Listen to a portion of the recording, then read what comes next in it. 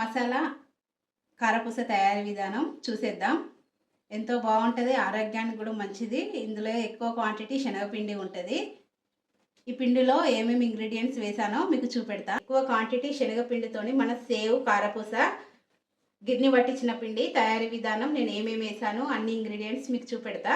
శనగపప్పు పావుదక్కువ 2 కిలోలు తీసుకున్నా.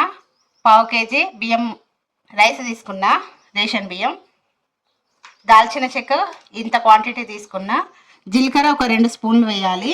ఓమ ఒక 2 స్పూన్లు. ఇలాచీలు ఒక 4-5 తీసుకోండి. లవంగాలు కొన్ని. ఇవన్నీ కలిపి గిర్ని పట్టిద్దాం. మన పానీపూరిలో వేసుకుంటాం చూడండి, సేమ్ మసాలా సన్న కారపూస ఉంటుంది చూడండి, సేమ్ ఆ రకంగా ఉంటుంది. టేస్ట్ ఎక్సలెంట్ ఉంటుంది. తయారీ విధానం చూపెడతా. పిండి పిసికే విధానం ఫస్ట్ చూడండి. గిన్నెలో మెత్తగా పట్టించిన పిండి అండి ఇది. 2 కిలోల క్వాంటిటీ. 2 కిలోల క్వాంటిటీ కారపూస పిండికి ఒక 3 చెంచాల కారం వేసుకుందాం. ఉప్పు టేస్ట్కి తగినంత వేసుకోండి. కొంతమంది ఎక్కువ తింటారు, కొంతమంది తక్కువ తింటారు కదా. మంచిగా పిండిలో కలిసేలాగా కలుపుకుందాం. అల్లం ఇట్లా ముద్దగా పేస్ట్ పట్టుకోవాలి మెత్తగా. ఇందులో వాటర్ పోసుకుందాం. ఓన్లీ వాటర్ మాత్రమే తిప్పి పక్కకు పెట్టి వాటరు ఈ పిండిలో పోసుకోవాలి. ఈ ఫ్లేవర్ అనేది పిండికి చాలా బాగా పడుతుంది. ఈ మసాలా కారపూస తినడానికి ఎంతో రుచిగా ఉంటుంది, ఆరోగ్యానికి కూడా మంచిది కదా. అందరూ నేను చూపెట్టినట్టుగా చేసుకొని తినండి, చాలా ఇష్టంగా తింటారు.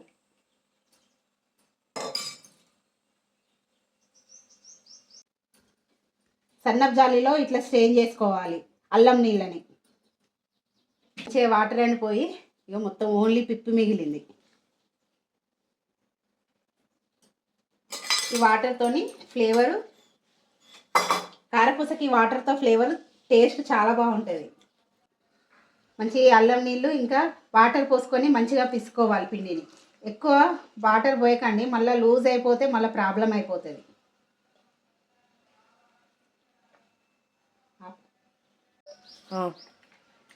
పిండిలో కొన్ని వాటర్ పోసి పిసుకోవాలి. ఇది టోటల్గా శనగపిండి క్వాంటిటీ ఎక్కువ ఉంటుంది కదా.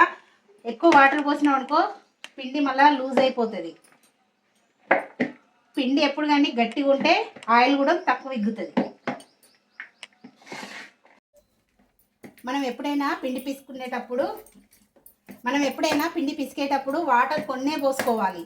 ఎక్కువ పోసుకుంటే ఈ శనగపిండి క్వాంటిటీ ఎక్కువ ఉంటుంది కదా, తొందరగా లూజ్ అయిపోతుంది. పిండి అనేది గట్టిగా ఉంటే ఆయిల్ ఎప్పుడైనా తక్కువ ఎగ్గుతుంది. పిండిని చక్కగా స్మూత్గా కలుపుకోవాలి. పిండి ఇలా స్మూత్గా పిసుకోండి. కొంచెం గట్టిగా పిసకడం వల్ల మనకు ఆయిల్ తక్కువ పీల్చుకుంటుంది. కొంచెం లూజ్ కన్నా పిండి ఎప్పుడైనా గట్టిగా ఉండాలి. ఇంకా నెక్స్ట్ వెంటనే కాసేపు కూడా మనం వెయిట్ చేయొద్దు. పిండి పిసికిన వెంటనే మనం ఆయిల్లో డీప్ ఫ్రై చేసుకోవాలి. మనకు కావాల్సినంత వీలైనంత సన్నగా ఉంటేనే బెటర్ ఈ కారపూస. టేస్ట్ కూడా చాలా బాగుంటుంది. రండి చూసేద్దాం. డీప్ ఫ్రైకి సరిపడినంత ఆయిల్ వేసుకుందాం. ఆయిల్ కాగేలోపు మనం కారపూస చేసుకుందాం. ఇలా సన్నగా చేసుకొని సేవ్ లాగా ఆయిల్లో డీప్ ఫ్రై చేసుకోవడమే. క్రిస్పీగా చాలా బాగుంటుందండి టేస్ట్.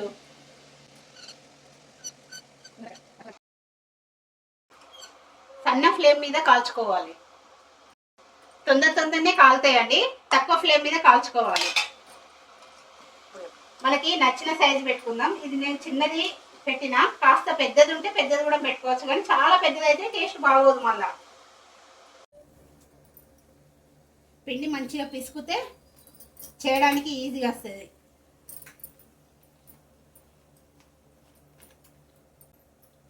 ఇట్లా గన్ మోడల్ అయితే ఇంకా చాలా బాగుంటుంది వేయడానికి. గన్ మోడల్ బెస్ట్ ఉన్నది. అది గన్ మోడల్ది స్ప్రింగ్ పోయింది, స్ప్రింగ్ పెట్టించాలి. ఈ రకంగా వేసుకోవాలి. రకంగా వేసుకుంటే తొందరగా కాలిపోతుంది. డైరెక్ట్ అందులో వేసుకోవడం కన్నా ఈ రకంగా వేసుకోవాలి. మళ్ళీ ఇటు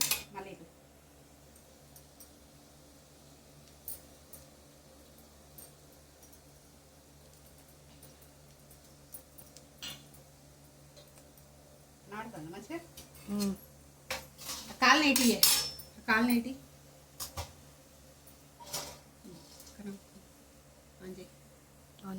చూడండి ఎంత బాగా వచ్చినాయో. పిల్లలు తింటే ఆరోగ్యానికి చాలా మంచిది, పిల్లలకైనా పెద్దలకైనా. డైలీ వీడియోస్ రూపంలో మీ ముందు ఉంటా. నా ఛానల్ని సబ్స్క్రైబ్ చేసుకోండి, లైక్ చేయడం మాత్రం అస్సలు మర్చిపోకండి. డైలీ వ్లాగ్స్, కుకింగ్ వీడియోస్తో మీ ముందు ఉంటా. Bye everyone. ఎంతో రుచిగా ఉండే కారపూస రెడీ. అందరూ తయారు చేసుకొని తినండి. బాయ్.